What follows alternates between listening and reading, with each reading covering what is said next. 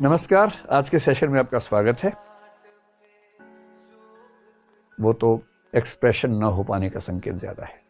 ठीक है, आप लोग तो ठीक ठाक फिलोसफी टाइप के लोग लग रहे हैं, ऐसे इतने खतरनाक सवाल पूछ रहे हैं। मुझे बताया गया था कि बहुत मासूम लोग आए हुए हैं, लेकिन धारणा गलत साबित हो रही है। चलिए, कर्म सिद्धांत के बाद 3-4 चीजें और हैं, फिर सवाल पूछ लीजिएगा। कर्म सिद्धांत को जब मान लिया तो भारतीय परंपरा के लिए, उपनिषदों के लिए बहुत जरूरी हो गया कि हम आत्मा को माने, क्योंकि कर्म सिद्धांत का मतलब यह है कि फल मिलेगा जरूर।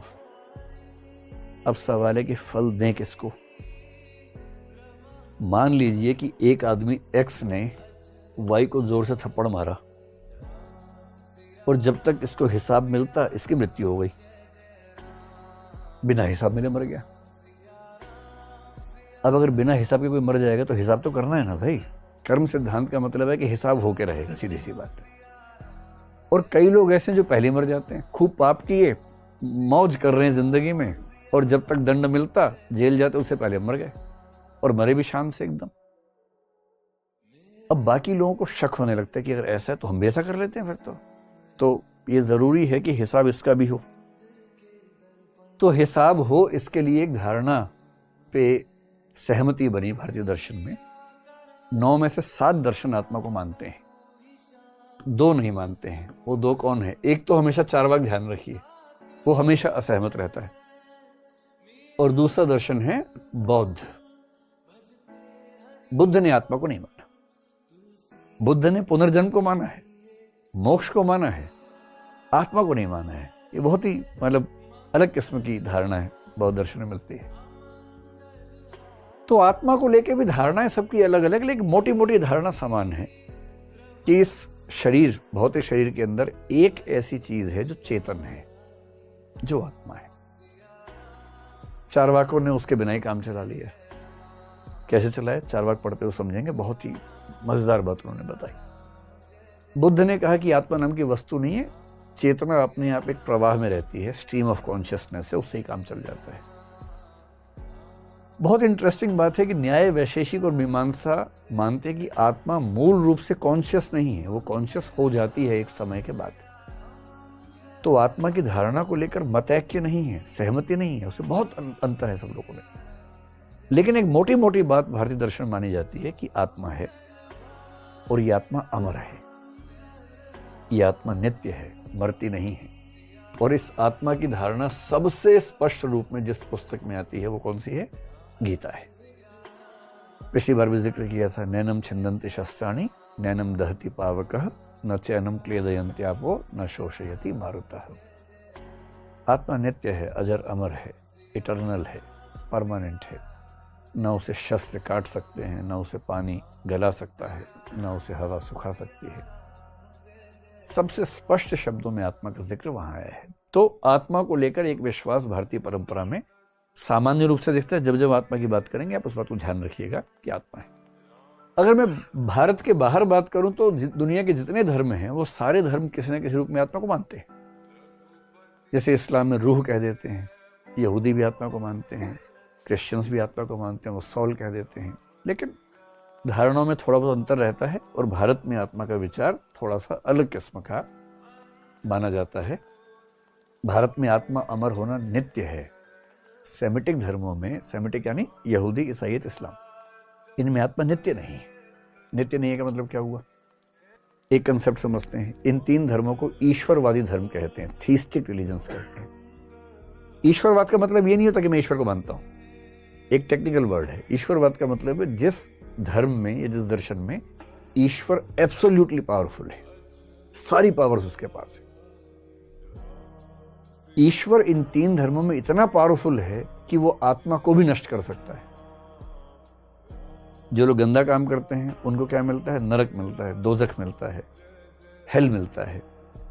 और नरक या दोजख में ऐसा हो सकता है कि जो ईश्वर है, खुदा है, अल्लाह है, गॉड है, जाहवे है, जाहवे मतलब यहूदियों का ईश्वर, वो बुरी आत्माओं को नष्ट भी कर सकता है।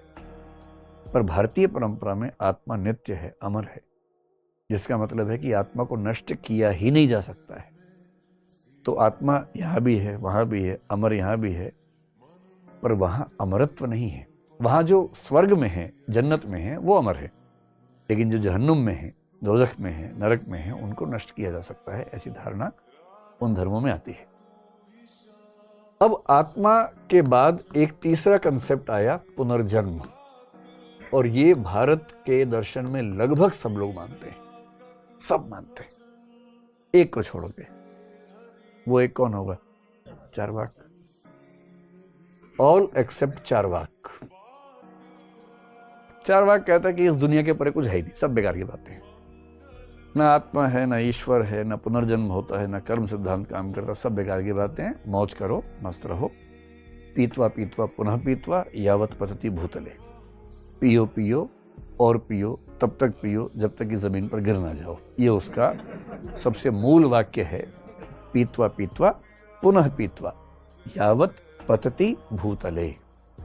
अब समझ में आ रहा होगा, पीतवा पीतवा पुनः पीतवा यावत, जब तक, पतति गिर पड़ो, भूतले जमीन पर। वो मस्त मोरल लोग हैं, उन्हें कोई मतलब नहीं, उनका वही सिद्धांत 4 बज गए हैं, लेकिन पार्टी यही बाकी है। बाकी सारे मानते हैं कि पुनर्जन्म होता है, सिख धर्म भी मानता है, जैन भी, बौद्ध भी, हिंदू भी, इन सब की धारणा है कि पुनर्जन्म होता है। पुनर्जन्म कैसे होता है? तो जो मानते हैं आत्मा है तो आत्मा से होता है। सांख्य दर्शन आत्मा को अलग स्तर पे देखता है, अद्वैत वेदांत आत्मा को अलग स्तर पे देखता है। वो बोलते हैं कि जीव का पुनर्जन्म होता है। कुछ कुछ एक जैसी बात मान लीजिए। बौद्ध दर्शन कहता है कि आत्मा तो है ही नहीं, चेतना का प्रवाह है।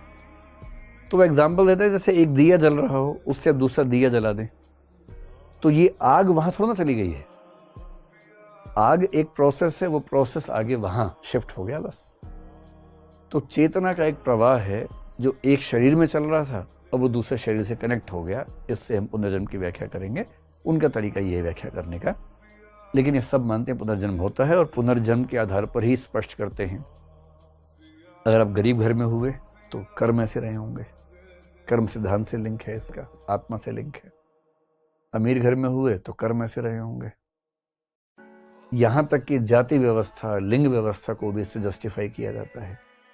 और इसलिए कुछ लोग बड़ा आरोप लगाते हैं कि कर्म सिद्धांत सामाजिक परिवर्तनों को रोकता है, और जो जिस दशा में है उसको उसी में रहने को मजबूर करता है, भाग्यवाद का समर्थक है, आदि आदि आरोप लगाते हैं। कोई बच्चा जन्म से विकलांग हो और हम ये कहें कि भाई तुम्हारे पिछले जन्म के कर्म खराब थे, तो सुन के अजीब सा लगता है। लेकिन ये भी है कि व्याख्या हो जाती है, मन थोड़ा निश्चिंत हो जाता है कि चलो कम से कम आइडिया तो हुआ कि क्यों ऐसा हुआ। तो अच्छा है, बुरा है, जैसा भी है, लेकिन कर्म सिद्धांत पर विश्वास भारतीय परंपरा में जो लिंक होता है, किससे होता है? पुनर्जन्म से होता है। पुनर्जन्म की बात बाकी धर्मों में, दर्शनों में नहीं के बराबर दिखती है, लेकिन एक शब्द है रिसरेक्शन। यहां कौन सा शब्द है? रीबर्थ है। रीबर्थ के लिए एक शब्द और चलता है, री इनकारनेशन। यह भी पुनर्जन्म ही है। एक शब्द चलता है मेटम साइकोसिस, यह भी पुनर्जन्म ही है।